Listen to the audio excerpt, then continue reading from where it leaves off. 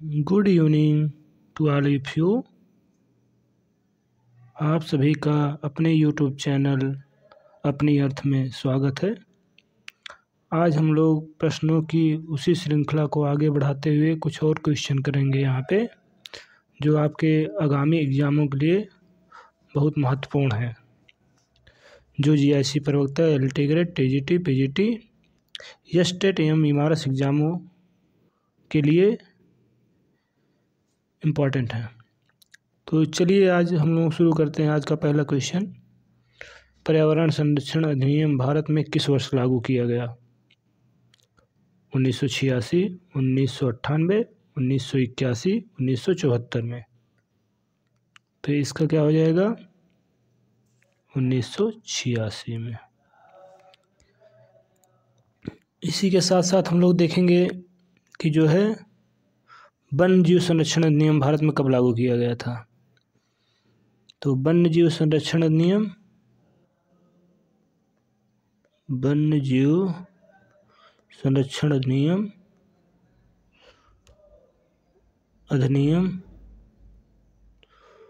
1972 में, ठीक। और ये क्या है वन्य जीव संरक्षण अधिनियम? ये जीव जंतुओं, पौधों एवं उनके आवासों को संरक्षण करने के लिए महत्वपूर्ण कानून बनाया गया था, ठीक है। चलिए अगले क्वेश्चन पे चलते हैं।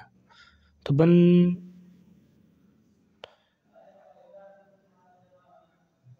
अगले क्वेश्चन पे चलते हैं। टेलीग्राफ पठार स्थित है उत्तरी प्रशांत महासागर में, उत्तरी अटलांटिक महासागर में, दक्षिण अटलांटिक महासागर में, दक्षिणी हिंद महासागर में। टेलीग्राफिक पठार बताइए, इसका आंसर क्या हो जाएगा? उत्तरी अटलांटिक महासागर में। उत्तरी अटलांटिक महासागर में है, ठीक है ना। एक अल्बाट्रॉस का पठार है, वो कहाँ पे है? ये दोनों एग्जाम में बहुत पूछे जाते हैं। एक है अल्बाट्रॉस का पठार, ये कहाँ पे है? अल्बाट्रॉस का पठार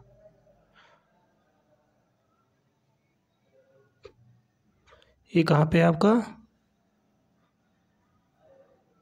प्रशांत, दक्षिणी प्रशांत महासागर में ना, दक्षिणी प्रशांत महासागर में। ये चिली के आसपास है फैला हुआ, ठीक है ना। चलिए अगले क्वेश्चन पे चलते हैं। प्रवाल भित्तियाँ बनी होती हैं, किसकी बनी होती हैं प्रवाल भित्तियाँ बताइए? कोरल पॉलिप्स, रेडियोलारियन पंख, डायटम पंख, कैल्शियम युक्त पंख। तो इसका आंसर क्या हो जाएगा? कोरल पॉलिप्स की। और विश्व की सबसे लंबी प्रवाल भित्ति कौन सी है?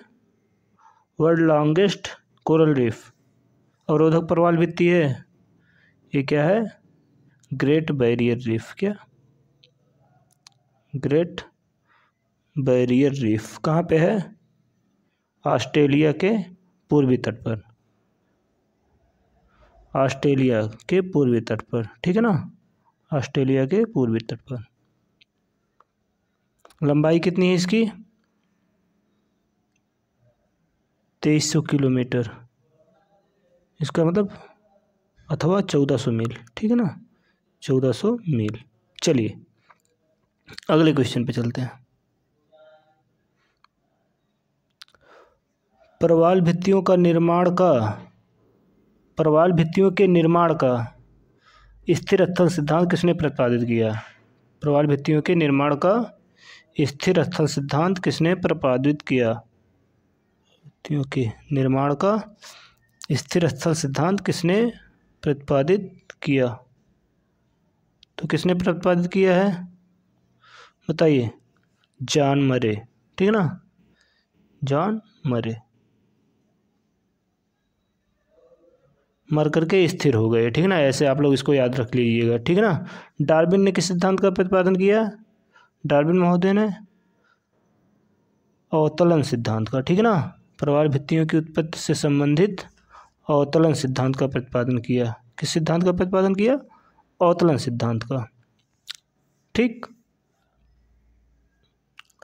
अवतलन सिद्धांत, अवतलन सिद्धांत। ठीक, कितने में किए थे? 1837 ईस्वी में, 1837 ईस्वी में। डेली ने कब किया था? डेली कौन से सिद्धांत पर गए? हिमानी नियंत्रण सिद्धांत, हिमानी नियंत्रण सिद्धांत, नियंत्रण सिद्धांत। कितने में किए थे? 1915 में। और मरे द्वारा कब किया गया था? 1880 में ये मर गए। ठीक ना, ऐसे याद कर लीजिएगा आपको, 1880 में। चलिए, ये आपका हो गया। अगले क्वेश्चन पे चलते हैं। निम्न में कौन काला सागर और मरमरा सागर को जोड़ता है? बेरिंग जलडमरू मध्य, बास्फोरस जलडमरू, मलक्का जलडमरू, पाक जलडमरू। इसका आंसर क्या हो जाएगा? बास्फोरस। ठीक। बेरिंग किसको जोड़ता है? बेरिंग सागर को प्लस चुक्की सागर को, चुक्की सागर। ठीक, चुक्की सागर। मलक्का किसको जोड़ता है? अंडमान सागर को और दक्षिणी चीन सागर को, दक्षिणी चीन सागर को। ठीक। पाक किसको जोड़ता है? ये आपका पाक की खाड़ी प्लस मन्नार की खाड़ी। अलग किसको किसको करता है बताइए? बेरिंग किसको अलग करता है? मतलब रसिया वाला जो पार्ट है रूस का, ठीक है, साइबेरिया को उत्तरी अमेरिका के अलास्का से। मलक्का किसको अलग करता है? मलय प्रायद्वीप को सुमात्रा से। और पाक जलसन किसको अलग करता है? श्रीलंका की जाफना को तमिलनाडु से, भारत के तमिलनाडु से। ठीक है ना। और बास्फोरस किसको अलग करता है? बास्फोरस जलडमरूमध्य। ये क्या? एशिया के तुर्की को यूरोप के थ्रेस से। ठीक है ना। चलिए अगले क्वेश्चन पे चलते हैं।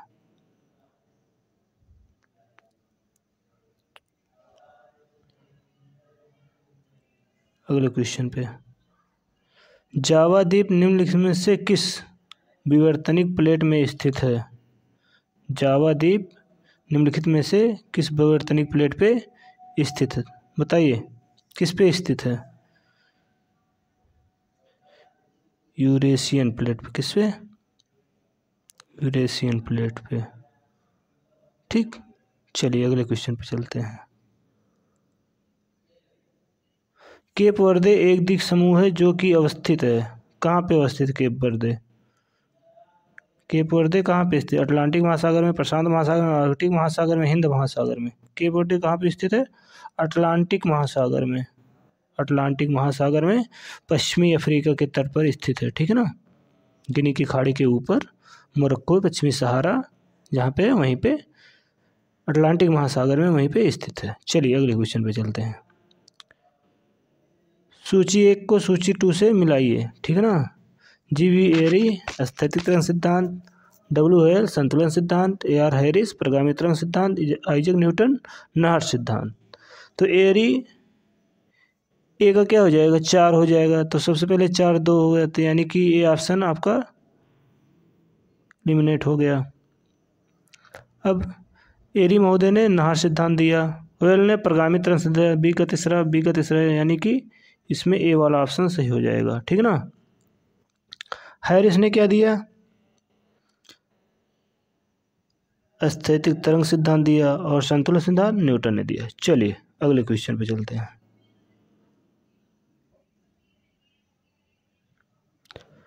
महासागरीय निक्षेपों में से कौन ग्लोबिरुलिना निक्षेप है?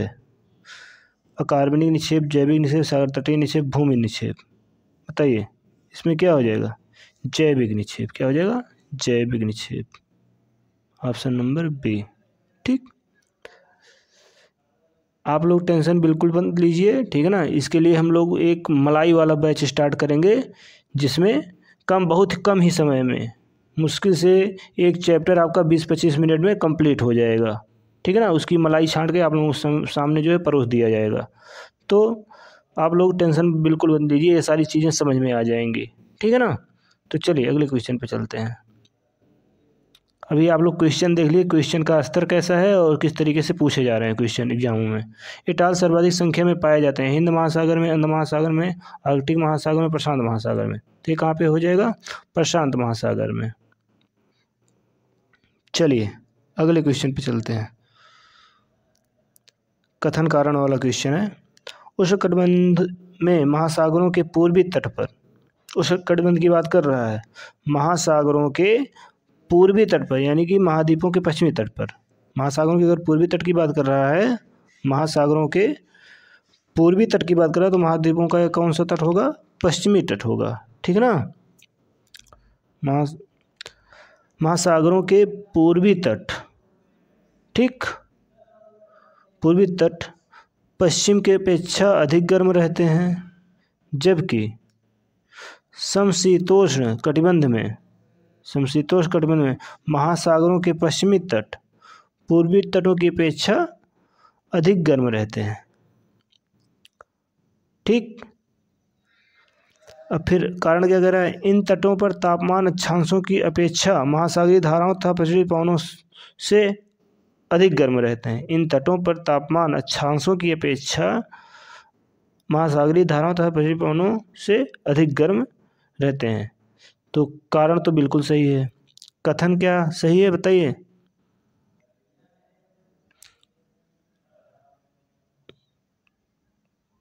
महासागरों का पूर्वी तट पश्चिम की अपेक्षा अधिक गर्म रहता है, जबकि समशीतोष्ण कटिबंध में महासागरों के पश्चिमी तट, महासागरों के पश्चिमी तट पूर्वी तटों की अपेक्षा अधिक गर्म रहते हैं। तो इसमें क्या हो जाएगा? ए आर दोनों सही है। आर की व्याख्या करता है, बताइए कि ए आर दोनों सही हैं, व्याख्या नहीं करता। ये सही है किंतु आर गलत है, ए गलत है किंतु आर सही है। इसमें क्या हो जाएगा आंसर? इसमें क्या हो जाएगा? ए आर दोनों सही है, स्पष्टीकरण नहीं है। चलिए अगले क्वेश्चन पे चलते हैं। क्लाइव विल्किंसन ने प्रवाल विरंजन के 4 स्तरों का निर्धारण किया, उसमें एक नहीं है। कौन सा नहीं है? प्रवाल विरंजन के 4 स्तरों का निर्धारण किया है। प्रवाल विरंजन माने प्रवालों का नष्ट हो जाना, नष्ट होने के 4 स्तर का निर्धारण किया, उसमें से एक कह रहा है नहीं है। क्या नहीं है? जुक्सानथलाई। क्या? जुक्सानथलाई। चलिए ऑप्शन नंबर बी।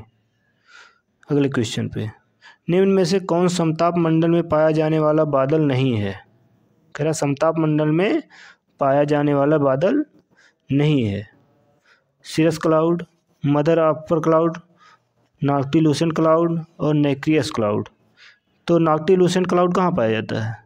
ये तो मेसोस्फीयर में पाया जाता है, स्ट्रेटोस्फीयर में तो पाया नहीं जाता है, तो यही होगा, ठीक है। बाकी सभी कहाँ पाए जाते हैं? समताप मंडल में, ठीक। सिरस क्लाउड, मदर अपर क्लाउड और नेक्रियस क्लाउड। चलिए अगले क्वेश्चन पे चलते हैं। निशादीप्त बादल कहाँ पाए जाते हैं? निशादीप्त बादल, वही नॉक्टिलूसेंट बादल, कहाँ पाए जाते हैं? मेसोस्फीयर में, यानी कि मध्य मंडल में, ठीक है ना, मेसोस्फीयर में। और मदर अपर क्लाउड कहाँ पाया जाता है? समताप मंडल में, स्ट्रेटोस्फीयर में, ठीक। चलिए अगले क्वेश्चन पे चलते हैं। सूर्य का निर्माण इनमें से किससे नहीं हुआ है? कोर से, कोरोना से, फोटोस्फीयर से, फोटॉन से। तो सूर्य के निर्माण में तो कोर भी पाया जाता है, कोरोना भी पाया जाता है, फोटोस्फीयर भी पाया जाता है, फोटॉन नहीं पाया जाता है, ठीक है ना। तो इसका आंसर हो जाएगा ऑप्शन नंबर 4, ठीक। चलिए अगले क्वेश्चन पे चलते हैं। फोटोस्फीयर के गर्म एवं प्रकाशित भाग को क्या कहा जाता है? सौर कलंक, स्फेरिक ज्वाला, फैकुला, ध्रुवीय प्रकाश। बताइए क्या हो जाएगा इसमें? सौरिक ज्वाला या फेकुला क्या कहा जाता है, बताइए। फोटोस्फीयर के गर्म एवं प्रकाशित भाग को क्या कहा जाता है, फेकुला कहा जाता है। क्या कहा जाता है, फेकुला। ठीक, चलिए अगला क्वेश्चन। सौर कलंक में पाए जाने वाले केंद्र काले रंग को क्या कहते हैं, अम्बरा, पेनुम्बरा, सौर कलंक, इसमें से कोई नहीं। तो इसका आंसर क्या हो जाएगा, अम्बरा। ठीक है ना, क्या हो जाएगा, अम्बरा। चलिए अगले क्वेश्चन पे। और पेनुम्बरा क्या होता है, जो उपछाया क्षेत्र होता है उसको पेनुम्बरा बोलते हैं। ठीक है ना, पेनुम्बरा क्या होता है, उपछाया क्षेत्र जो होता है उसको पेनुम्बरा बोलते हैं। उपछाया क्षेत्र, उपछाया क्षेत्र जो होता है उसको पेनुम्बरा बोलते हैं। ठीक, चलिए अगले क्वेश्चन पे। इनमें कौन ठंडी हवा है, बताइए। लेस्टी, फ्राइगेम, लेवेज, शामल। कह रहा है इसमें से कौन ठंडी हवा है, बताइए। शामल कहाँ पाई जाती है, शामल तो इराक में पाई जाती है। तो शामल कैसी हवा है, गर्म हवा है। ठीक, और ठंडी हवा की बात कह रहा है। ठीक, तो इसमें क्या हो जाएगा, फ्राइगेम हो जाएगा। क्या हो जाएगा, फ्राइगेम। ठीक, इसका आंसर क्या हो जाएगा, फ्राइगेम। ठीक, और लेस्टी, ये फ्राइगेम पाई कहाँ जाती है, साउथ अमेरिका। ठीक है ना, साउथ अमेरिका, ब्राज़ील और अमेजन के क्षेत्रों में पाई जाती है, दक्षिण पूर्वी हवा है। ठीक है, और लेस्टी कहाँ पाई जाती है, लेस्टी ये मोरक्को और मदीरा में पाई जाती है। ठीक, मोरक्को के आसपास। और लेवेज स्पेन में पाई जाती है, स्पेन में। शामल इराक में। ये सब गर्म हवाएं हैं। फ्राइगेम यहाँ पे ठंडी हवा। लेस्टी कहाँ पाई जाती है, मोरक्को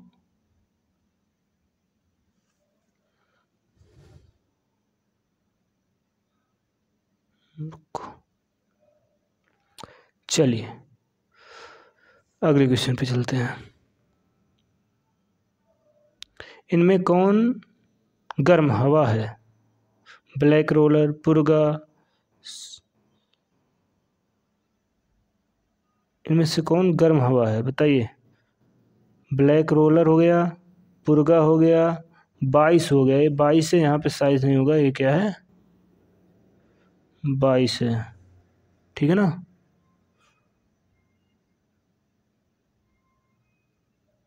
22।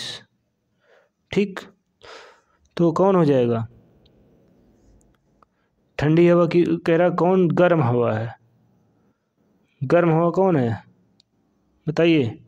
Black roller. ठीक है ना, ब्लैक रोलर ये कहाँ पाई जाती है, नॉर्थ अमेरिका के ग्रेट प्लेन्स में।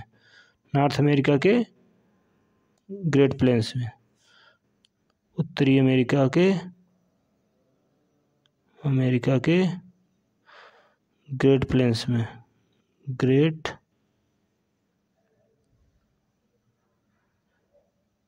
उत्तरी अमेरिका के ग्रेट प्लेन्स में।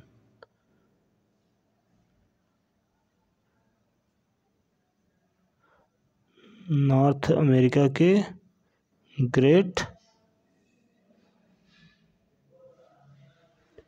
प्लेन्स में। ठीक है ना, चलिए। और पुर्गा कहाँ पाई जाती है, पुर्गा साइबेरिया वाले क्षेत्र या सेंट्रल एशिया में पाई जाती है। 22 कहाँ पे पाई जाती है, 22 एक ठंडी हवा है। ठीक है ना, फ्रांस एवं स्विट्जरलैंड के अल्पाइन क्षेत्रों में, फ्रांस एवं स्विट्जरलैंड के अल्पाइन क्षेत्रों में, फ्रांस एवं स्विट्जरलैंड के अल्पाइन क्षेत्रों में, लैंड के अल्पाइन क्षेत्रों में, अल्पाइन एरिया में पाई जाती है। ठीक है ना, चलिए अगले क्वेश्चन पे चलते हैं। मेघ अस्थिरता सिद्धांत का प्रतिपादन किसने किया है, विजनर ने, बर्जनान ने, लेनार्ड बर्कनीज ने। ठीक है ना, क्या हो जाएगा, वर्जनान ने। ठीक, क्या हो जाएगा, वर्जनान ने। Option number B.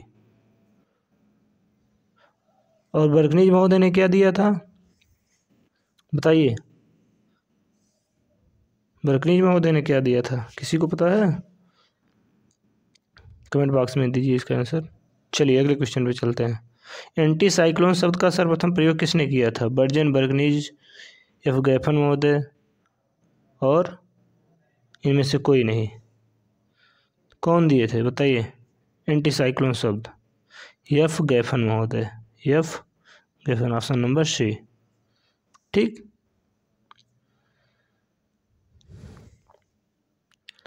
बर्कनीज महोदय ने क्या दिया था बताइए?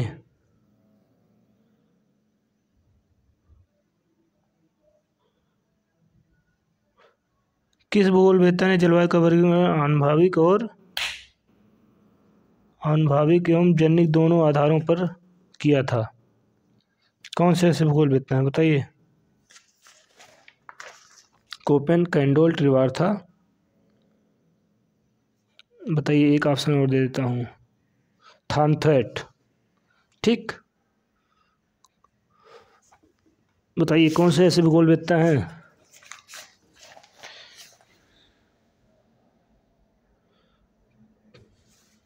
तो यहाँ पे ट्रिवार्था महोदय जो है जलवायु का जो वर्गीकरण आनुभविक और जनिक दोनों आधारों पर किया था। ठीक है ना। कोपेन ने आनुभविक आधार पे किया था। ठीक। चलिए अगले क्वेश्चन पे चलते हैं। इसका आंसर हो जाएगा आपका ऑप्शन नंबर सी, ट्रिवार्था। और यहाँ पे चौथा ऑप्शन आप लोग थॉर्नथ्वेट।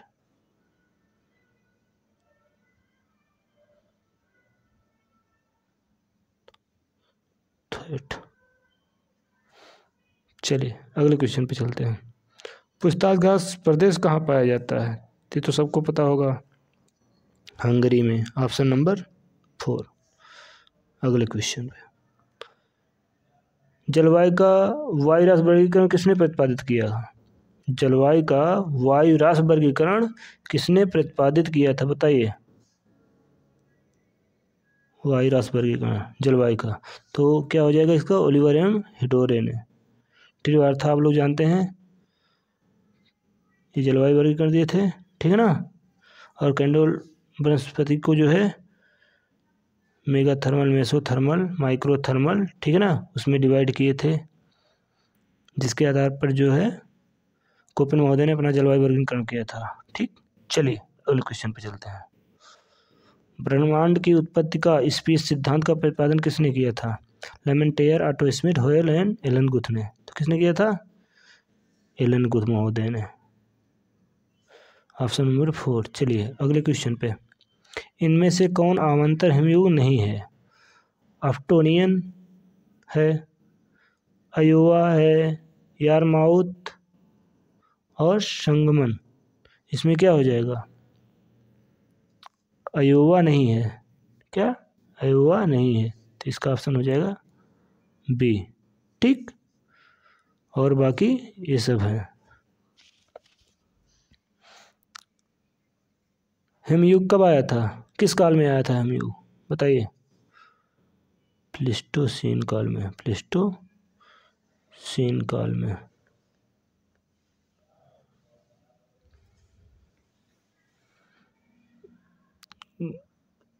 गुंज, मिंडल, रिसबुर्म, ये किस क्षेत्र के हिमयुग हैं बताइए? किस क्षेत्र के हैं?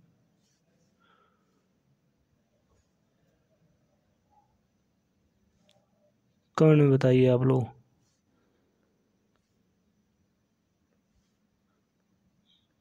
गुंज, मिंडल, रिसबुर्म।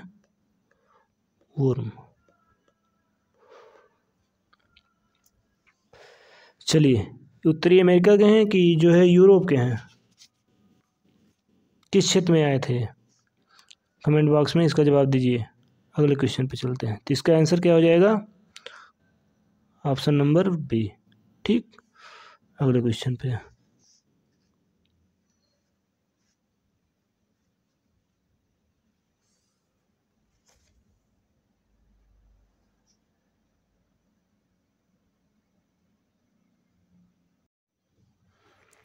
आज के लिए बस इतना ही।